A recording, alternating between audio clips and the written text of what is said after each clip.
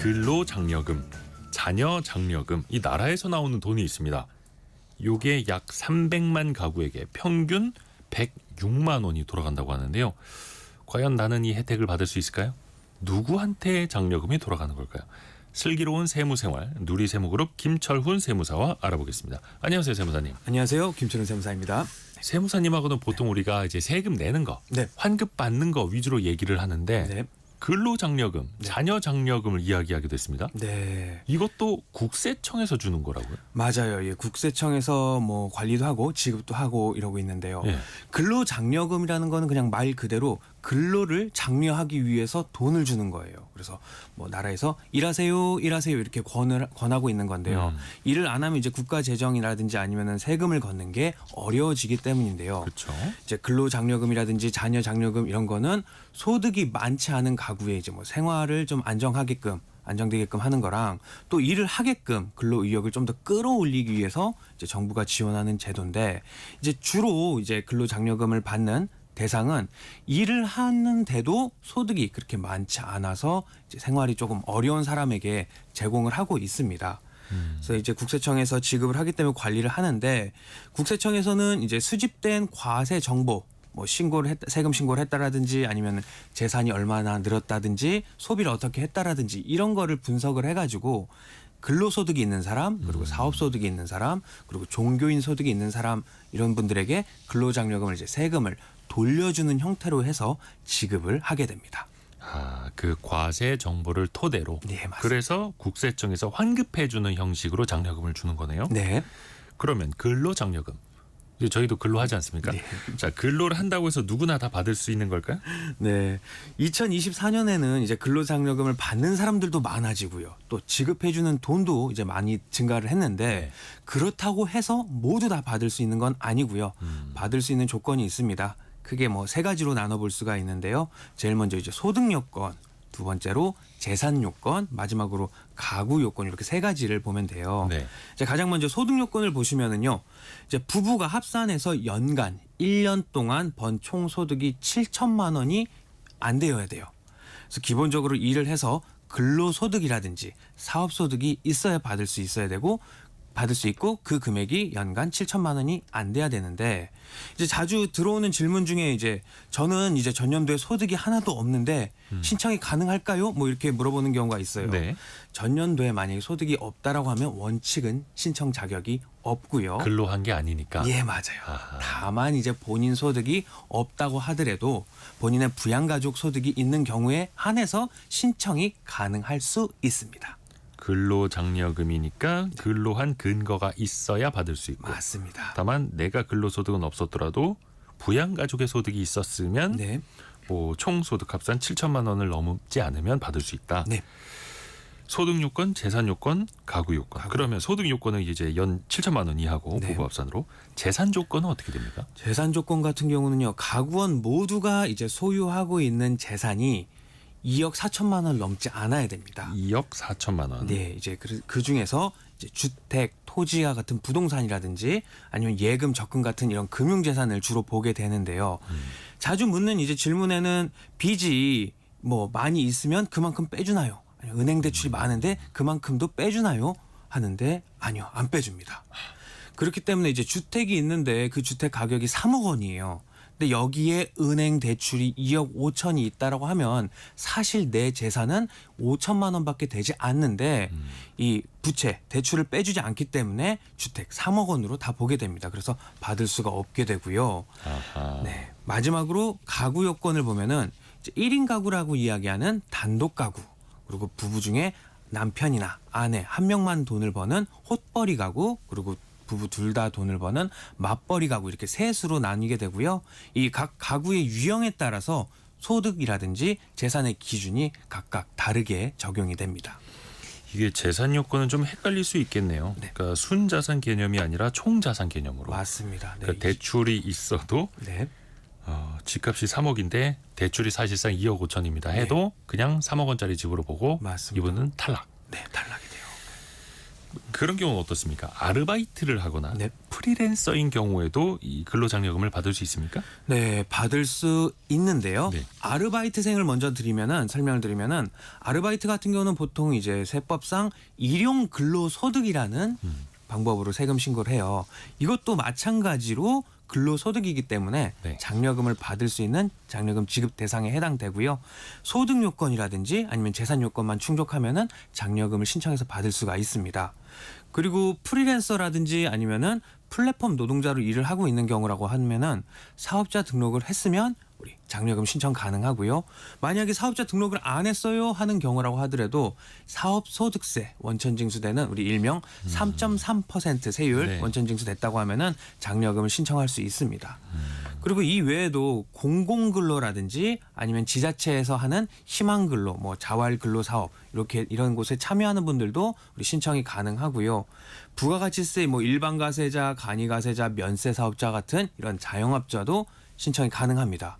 또 종교인 소득을 받고 있는 우리 목사님, 스님, 뭐 신부님 이런 분들도 신청이 가능합니다. 다만 이제 소득이 없는 백수 아니면은 군대에서 지금 근무하고 있는 군 복무 중인 현역병 같은 경우라고 한다면은 이 장려금을 신청을 할 수가 없습니다.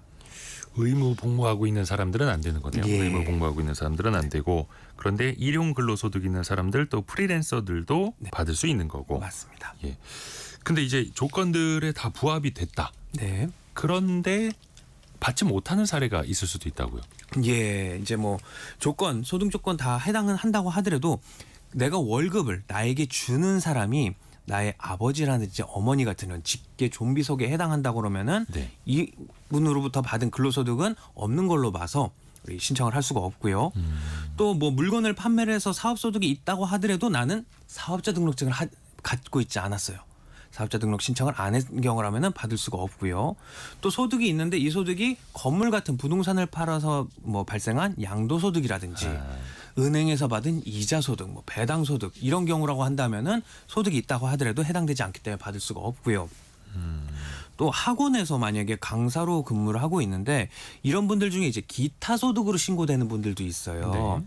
이런 분들은 뭐 받을 수 없고 저희 세무사, 변호사와 같이 전문직 사업 소득자는 당연히 신청을 할 수가 없고요. 그 배우자에 대해서도 신청을 할 수가 없습니다. 이게 그 아르바이트생 일용 근로소득으로 신고가 되면은 근로장려금을 받을 수 있는데 네. 기타 소득으로 잡히면 못 받는 거예요? 기타 소득으로 받으면은 근로소득이 아니기 때문에 아. 신청을 할 수가 없습니다. 말 그대로 근로장려금이니까 맞습니다. 네. 근로소득으로만 봐야 되는 거네요. 참 이것도 좀 어렵네요. 안타깝죠. 예. 평균 아까 106만 원 받을 수 있다고 네. 근로장려금 말씀해 주셨는데 이게 가구 형태에 따라서 금액의 차이가 생길 수 있다고요? 맞아요. 이제 최대로 받을 수 있는 금액을 먼저 살펴보면은요. 네. 1년에 받을 수 있는 맞벌이 가구라고 한다면은 최대 330만 원까지 받을 수가 있고요. 맞벌이. 네. 그리고 헛벌이 같은 경우는 285만 원까지 받을 수 있고 1인 가구, 단독 가구면은 165만 원까지 받을 수가 있어요. 네. 그래서 이 금액이 적지 않기 때문에 제 주변에서 신청해서 받은 분들은 다 만족하고 있고요. 되게 뭐 좋아하고 있더라고요. 그래서 이 금액은 어떻게 산정되는지를 살펴보면은 급여를 받기 시작하면은요. 내가 받을 근로장려금도 조금씩 올라가다가 이제 급여가 일정 금액 월급이 넘어가게 되면은 다시 근로장려금이 줄어드는 형태예요.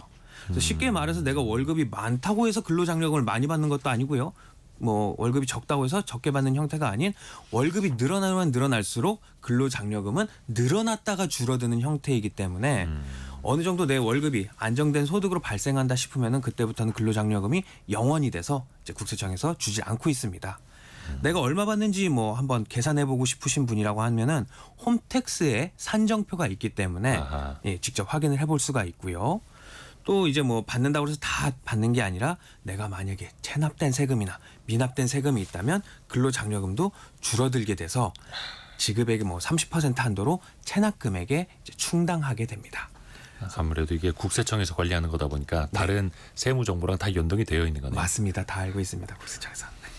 6343님이 이 근로장려금 확인은 어찌 하나요라고 보내주셨는데 이게 네. 이제 국세청 홈택스 들어가서 보면 확인할 수 있다. 네, 맞습니다. 아, 네. 근로장려금을 받았다가 이걸 다시 돌려줘야 하는, 뱉어내야 하는 경우도 생길 수 있나요? 네, 예전 같은 경우는요 근로장려금을 1년치를 다음 연도에 신청을 해야 됐어요. 그래서 예를 들어서 만약에 올해 24년도의 경우라면은 지금 받는 게 아니라 내년 25년도 5월 달에 신청을 할 수가 있고요. 돈을 주는 거는 9월 달 정도에 주니까는 뭐 한 1년에서 2년을 기다려야 되기 때문에 너무 오래 기다렸죠. 너무 먼데요? 네, 맞습니다. 그래서 지금은요, 조금 미리 주고 이걸 정산하는 형태를 띠고 있어요. 네.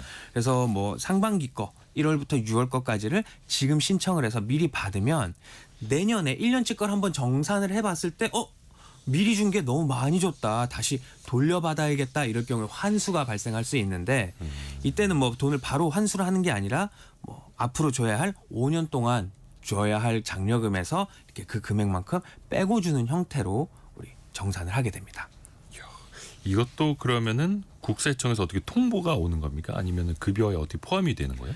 일단은 신청한 부분에서 잘못된 부분이 있으면 국세청에서 통보가 가고요. 그리고 앞으로 뭐 장려금 신청하는 부분에서 이제 차감이 되게 되겠습니다.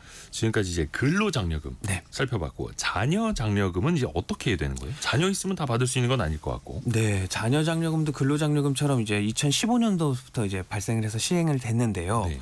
자녀를 양육하고 있는 가구에 일단은 제공을 하는데 이거는 이제 자녀를 키우는 경제적 부담도 좀 더 줄이고 출산 장려 효과를 좀 기대하기 위해서 지급을 합니다. 이제 올해 같은 경우는요, 특히 자녀장려금의 경우는 부양자녀 한 명당 최대 지급액이 100만 원까지로 상향 조정됐고요. 이제 부부 합산 소득 기준도 좀 더 높아져서 조금 더 많은 가구들이 이 혜택을 이제 받아볼 수가 있게 됐어요. 조건을 보면은요, 자녀 장려금은 부부가 합산해서 버는 소득이 1년에 7천만 원 미만이고 또 자녀가 18세 미만인 뭐 자녀가 있는 헛벌이, 맞벌이 가구가 대상이고요. 재산 기준 같은 경우는 근로장려금과 같이 2억 4천만 원까지고요. 근로장려금을 받는다고 하더라도 자녀 장려금도 또 중복해서 받을 수가 있습니다. 아하, 그래요. 중요한 거. 이거 신청을 지금 받고 있다고요? 네, 맞아요.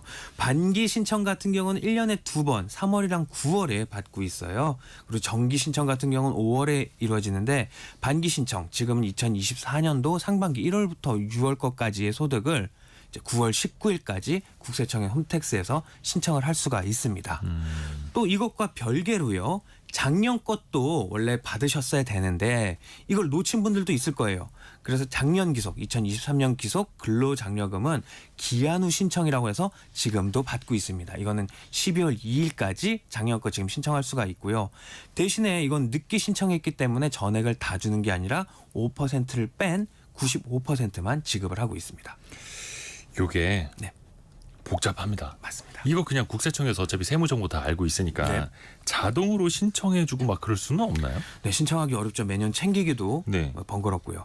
그래서 이제 연세가 많거나 아니면 중증 장애인과 같은 경우는 매번 잊지 않고 이제 챙기기가 쉽지 않은데 네. 이런 분들을 위해서 이제 장려금을 받는 대상 중에 뭐 60세 이상 고령자라든지 아니면 중증 장애인 그리고 또 가구원 중에 중증 장애인이 있는 경우라고 한다면은 자동 신청이라는 거를 동의할 수가 있어요. 네. 여기 자동 신청에 동의를 한 경우라고 하면은 앞으로 2년 동안에 내가 장려금을 받을 수 있는 신청 대상에 포함이 되면은 내가 따로 장려금 신청하지 않다고 하더라도 장려금 신청이 자동적으로 돼서 받을 수가 있고요. 근데 한번 자동 신청을 동의해 놔야 되는 거네요. 예, 네. 처음에는 해놔야 됩니다. 그래서 2년 내에 한 번이라도 받게 되면은 또다시 이게 연장돼서 자동적으로 가게 되고요. 아하. 내가 신청을 했는데 2년 동안 받지 않았어요. 그러면은 이거 신청한 거는 없어지게 돼서 다시 또 신청을 해야 됩니다.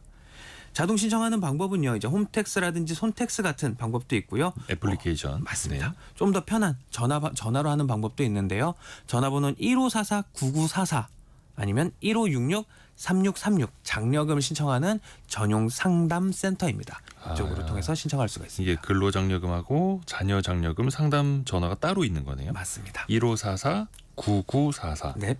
1566-3636 네. 좋습니다. 이쪽을 아니면 이제 통해서 신청을 할 수가 있습니다. 국세청 홈택스 사이트에서 직접 하셔도 되고요.